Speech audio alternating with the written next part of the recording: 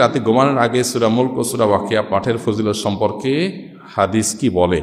এই সূরা মুলক আমাকে কবর আযাব থেকে বাঁচানোর ওসিলা হবে ও সূরা ওয়াকিয়া আমাকে আর্থিক সচ্ছলতা দ্বারা ওসিলা হবে, এমনটা চিন্তা করা কতটা যুক্তিযুক্ত? আমি প্রতি রাতে এই দুই সূরা পাঠের চেষ্টা করি।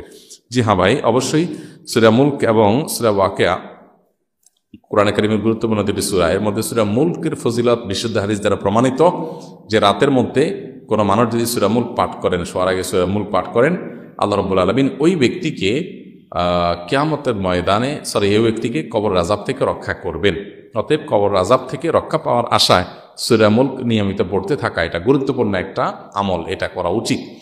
সেই সাথে সূরা ওয়াকিয়ার কথা আপনি জানতে চেয়েছেন। মাগরিবের পরে যদি সূরা ওয়াকিয়া কেউ পড়ে রাতে বা সন্ধ্যায়, তাহলে তার অভাব অনটন দূর হবে, সচ্ছলতা আসবে, এই মর্মে একটা বর্ণনা পাওয়া যায়।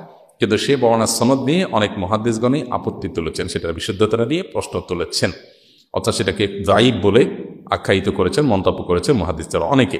তবে সূরা মুলকের ব্যাপারে সন্দেহাতীতভাবে বিশুদ্ধ হাদিস দ্বারা প্রমাণিত হয়েছে যে এটি পড়লে আল্লাহ তাআলা কবর আযাব থেকে রক্ষা করেন। নিয়মিত এটি পড়ার চেষ্টা করা উচিত। একবার একজন দর্শক প্রশ্ন করেছেন, আমার কাছে অবাক লেগেছে, কত মানুষ আলহামদুলিল্লাহ আমলের জন্য কত সিরিয়াস থাকেন, আল্লাহর কত নেককার বান্দারা আছেন, তারা আমাদের প্রেরণার কারণ আলহামদুলিল্লাহ।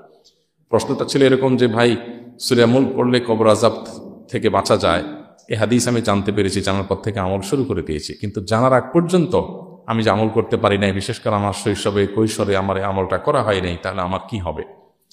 তো যদিও এটার উত্তর খুবই সিম্পল, যখন আমি জানছি তখন থেকে আমল শুরু করলে আশা করা যায় আল্লাহ তাআলা আমাকে এই ফজিলত দান করবেন। কিন্তু এই যে আগেরটা নিয়ে আমি চিন্তা করছি, এটা হলো আমলের প্রতি আগ্রহের প্রমাণ।